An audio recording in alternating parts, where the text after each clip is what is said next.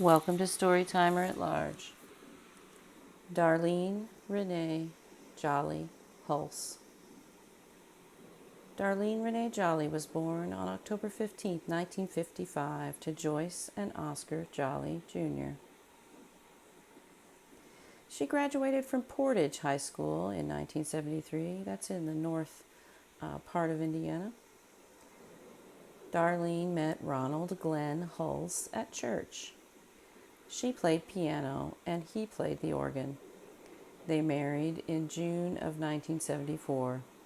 It seemed like a match made in heaven. Darlene was very bright. She finished a 4-year program in medical technology in only 3 years. Ronald completed steelworkers training and they moved from Portage to Argos, Indiana, not long after they married. Ronald worked at a door factory in Plymouth. Darlene and Ronald had 3 little girls over the next 8 years. They were very religious, but did not stay at one church. They had attended many different churches in the area. They celebrated their 10-year anniversary just a few weeks before tragedy struck. The couple had a dog. It's important to remember that the dog was away that week being bred. So the dog was not at home at the time of this incident.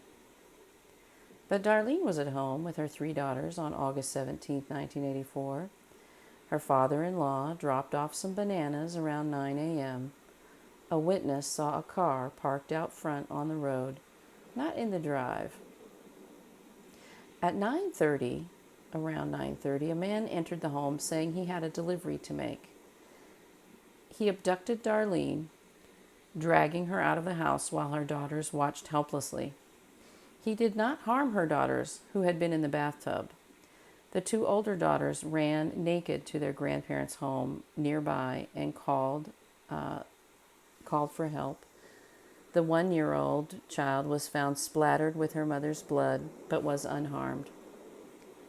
That 30-minute window of time really bugs me. The fact that this seems planned, but also not well planned, bothers me. Witnesses saw the perpetrator, and they were not eliminated. This isn't a professional job, but it still could be someone who was not a professional, but who may have been paid or compensated in some way. Darlene's clothed body was found a day later in a nearby wooded area. She had been beaten. She died of severe head injuries from blunt force trauma. A fireplace tool might have been the weapon used. She lost a lot of blood as she was dragged from the house. She was not sexually assaulted. Nothing was taken from the home. The naked little girls in the house were not harmed. That, to me, is remarkable. All of those things are very remarkable. It's as if the perpetrator had to murder this woman. It had to be this house with the in-laws right across the road. It had to be today. No other woman in any other house would do. This perpetrator could not just go and take a woman off the street. It had to be this house, this woman. Despite the difficulties and the extreme possibility that he would be caught, it had to be this woman at this moment. Before I had children, I sometimes had nightmares of being chased and not being able to get away. After I had children, I had nightmares of being chased and not being able to carry them all, not being able to save my babies. To this day, those nightmares are the worst ones I've ever had. The terror that Darlene Hulse must have felt is something I cannot even imagine. A sketch of a suspect was produced. A description of a car was also circulated. Suspects were tracked down as far away as Texas. Calls and tips came in. One suspect, Danny Bender, was interviewed and even given a polygraph. He showed deception in the polygraph.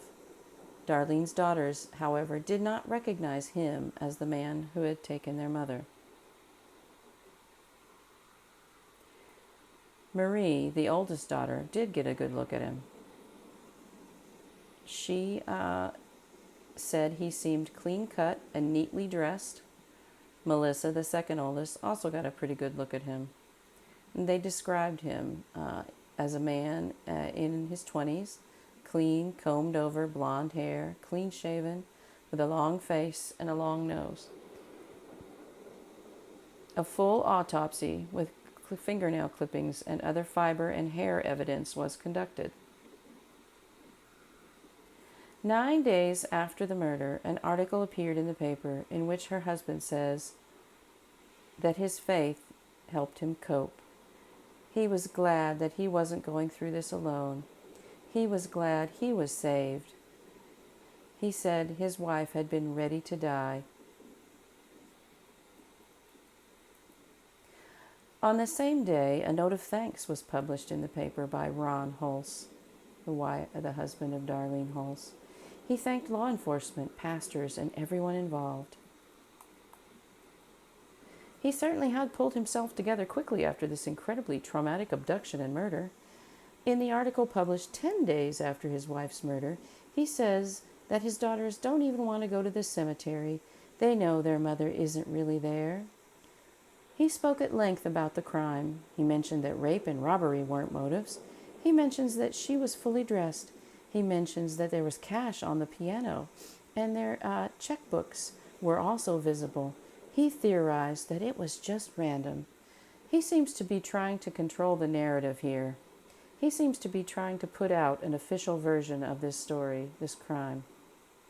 He said Darlene was ready to die, and this was God's will. He also says that time will heal the scars. He says he would like to hire an Amish woman to care for his daughters. He really rallied in only 10 days. He also said that Darlene had no enemies and that no obscene or threatening phone calls had occurred before this incident. That's an interesting thing to say. He consoled his daughters by saying this could never happen again. He also cheered them up by telling them that they would be able to get new carpet now. That is from recorded interviews with Marie Hulse as an adult from the Deck podcast. They did an extensive look at this case, and it's very well worth your time to listen to the Deck podcast. Ronald Hulse passed a polygraph. He was interviewed. He mentioned being annoyed that his wife never closed the curtains. He felt someone could be looking in at her, and that bothered him before her murder. I'm not accusing anyone. I'm just putting my thoughts out there. I research and write about murders. I give my own personal impressions about these cases. I could be completely wrong. I hope that whoever is responsible is brought to justice and the murder is solved. Ronald Hulse and his daughters cleaned the house after investigators had finished with it. He had his daughters see and help clean the blood off the walls, floors, porch, and driveway. Why not pay someone? Why not let some kind people from church or work help out with that? Why have your daughters do this? Time did heal Ronald Hulse's wounds. He remarried just a little over a year after his wife was buried. Darlene was murdered on August 17, 1984, and Ronald remarried on October 11, 1985. By 1993, the family had moved on to a new state and a new life. That's only natural. People should move on after a tragedy. It's important to keep going. I do wonder, however, about a life insurance policy. I also wonder if there were unusual financial transactions or withdrawals in the weeks before Darlene was murdered. Was someone paid to murder Darlene? 40 years after the murder, the owner of the funeral home who buried her spoke about the need to solve the crime in a media release. Her youngest daughter also made a statement hoping for a break in the case. That to me seemed a bit significant. The two people involved most heavily in this anniversary story were her youngest daughter and the man who buried her. That struck me as odd. But again, sometimes a spouse has to close off a tragic event and move on completely in order to cope. Her oldest daughters participated in interviews on a podcast called The Deck. Again, I highly recommend that podcast. Ronald Hulse's voice is not heard on the podcast. An actor reads his words from police interviews.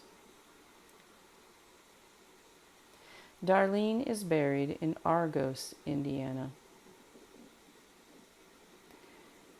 Darlene certainly does deserve justice. She deserved to raise her daughters and live out her life. Darlene would be 70 now if she was still here. She would be enjoying her grandchildren.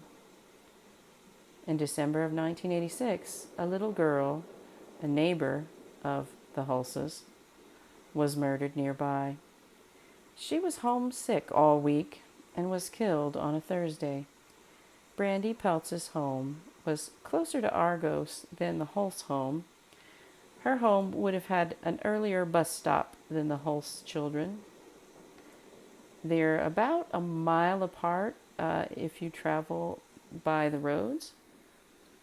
The Peltz family had received obscene phone calls in the weeks leading up to the murder.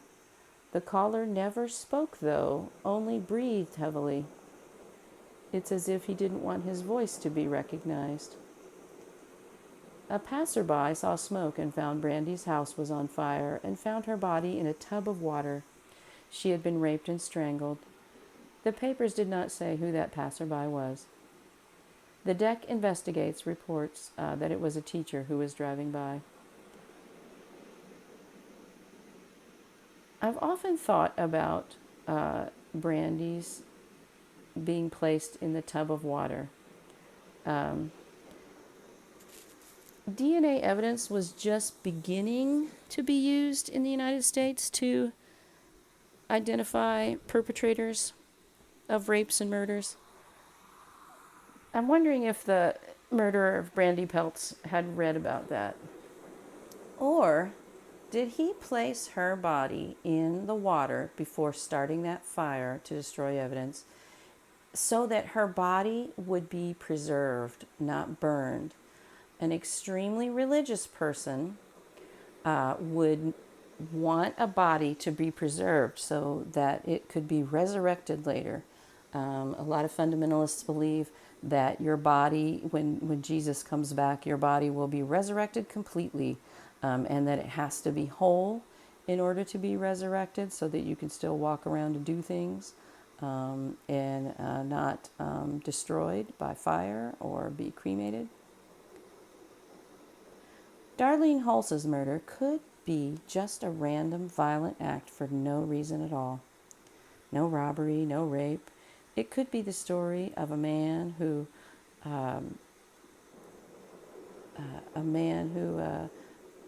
just rallied and moved on with life and love after a truly terrible random tragedy. Maybe he had to rally and move on for his daughter's sake. It is a terrible tragedy. It's terrible to suspect that it's a murder for hire. It's also terrible to consider a random murder. The unanswered questions for me are, did Darlene Hulse have an insurance policy? Was their marriage truly a happy one?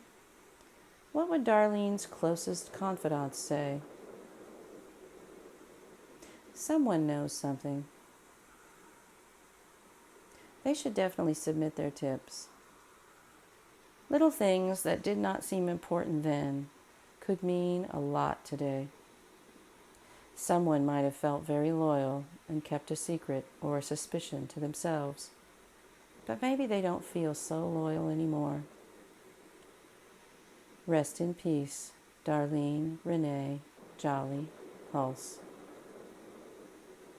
If you have a tip, please call the Indiana State Police at 1-800-552-2959 or 1-574-552-2959. 546-2959. Again, these opinions are just my thoughts. I'm, not connected to this in any way. Just looking at the things I found in the paper, and looking at all of the other murders I've researched and read about, some things really stuck out to me in this one, and several things, including my own lived experience, stuck out to me. And I'll leave it at that. Thank you so much for listening. Again, if you have a tip, please call the Indiana State Police at 1-800-552-2959 or 574-546-2959. Rest in peace, Darlene. You deserved so much better.